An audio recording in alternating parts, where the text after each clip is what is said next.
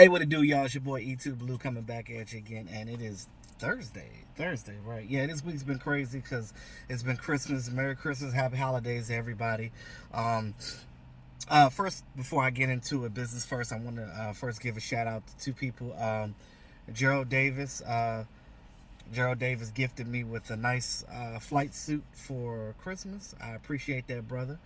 And Oh yeah, and Joseph Heatherly.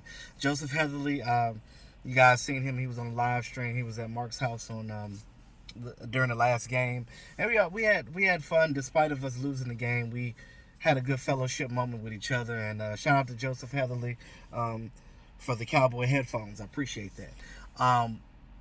Uh, Everybody, if you see Joseph Heatherly in the in the chat box or in the comments, definitely say hi to him. Show him a bunch of love, man. He's a real stand-up guy, man. I love that dude now, man. He's awesome. Finally got a chance to meet him. Him, Jet D as well. Jet D is awesome. I love you guys, man. You guys are cool.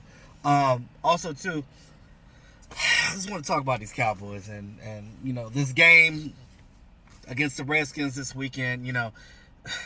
We had hoped in the beginning of the season that this wouldn't have any implication on what we do at all, but apparently it does.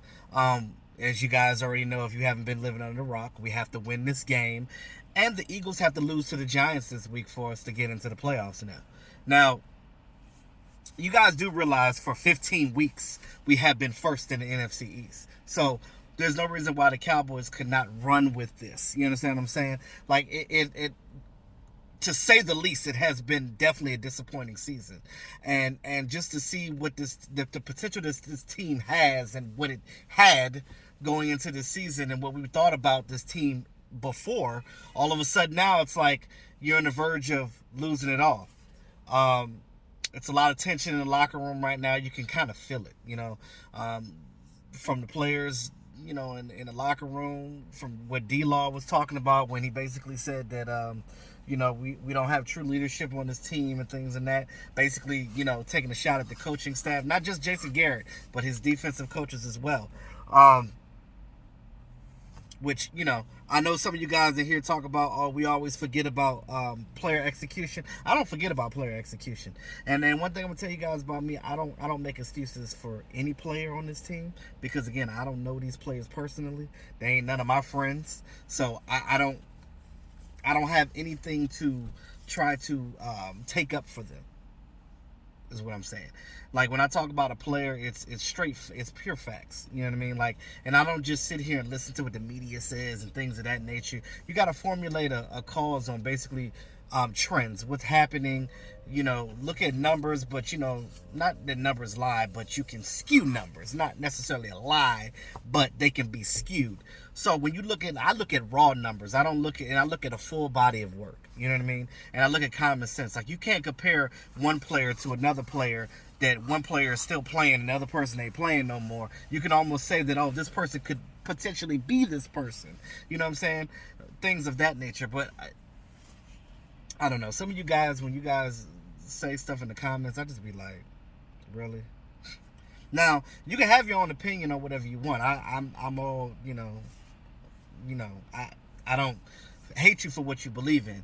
But when I talk about certain things on the channel, like, I come from a basis, not necessarily what I think, but from a common sense factor, that a football sense. You know what I mean? Look, I don't know everything. All these other YouTubers don't know everything. Like, we're not perfect, and nobody is. You know what I mean? We all make mistakes. But I just want you to understand, you guys understand, stop listening to these talking heads, because, again, a lot of them may play football, but what it is they get paid to say whatever. They're not speaking on what their heart tells them. They're just. You ever notice that nobody ever agrees with each other? It's scripted like that. It's like they tell them, here, you say this and you say this, whether they believe it or not. That's how they're supposed to say. That's why I said I could never be on one of those shows, because, again, if I can't speak on the real, if I can't be real and I can't be myself and I can't tell you what it is, I don't want no part of it. That's just me. That's just me personally. Now, I will say that as far as this team goes, I mean, it's crazy to see that all this talent on this team be wasted. And again, yeah, the players didn't execute. They didn't.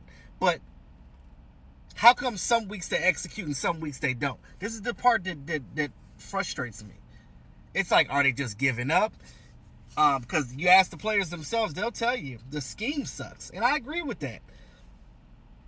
I keep telling you guys before, they keep coming at me about the players and this and that. The players change every year. The players change every 5 years. The players change every time a coach has changed, for the most part. But what has stayed the same with this team in the last decade? Jason Garrett. He has been here, and come on now. I can sit here and count all the players, all the great talent, all the Pro Bowlers, all the first team, all American, all defensive, whatever. All the accolade guys been through this team. Ain't got to a Super Bowl. It's a lot of guys on this team that had to go to another team to get a Super Bowl, like DeMarcus Ware. And that's a shame. And these players love this team. They always come back and they help the team. They come back and they try to coach for the team because they love the Dallas Cowboys and they love the how they were brought into the NFL. But again, as much as these former players support their teams, they're the ones saying that it's the coaching staff. So if it's a former player that's been there and been in the system and understands what's going on, they've been behind these walls, they've been behind these closed doors. I ain't never been a player on the Dallas Cowboys, nor have I been an NFL player. But I will say that just from listening to what these former players say, it's got to be something with it. Everybody's saying the same thing. Des Bryant leaves and says the same thing. Bryce Butler says the same thing. Orlando Scandrick says the same thing. They're all saying the same thing. There has to be changes up top. Yeah, DeMarcus Lawrence got to play better. Yeah, this whole defense got to tackle better. But again, I think that it's more deep-seated than just the execution of these guys. Because again, Jason Garrett says himself, we come in with a game plan, we come out with that game plan. He basically tells you that he don't make adjustments. You see the Eagles, and I hate to use them as a positive example, but that's what they're doing. The Eagles ain't got a team right now. Everybody is injured, but they're still winning. You know how? Because they're making adjustments. Yeah. Doug Peterson did make some bonehead mistakes in that game as a coach, but the Cowboys didn't capitalize on it. We could have capitalized on it and won, but we didn't. We play like we're in kindergarten. We just come in with a game plan and do the same thing over and over again. Or, again, the biggest thing, and we guys talk about a play action. The more we do play action in games, those are the games we won. The games that we don't do play action or anything that makes sense, screenplays, misdirections,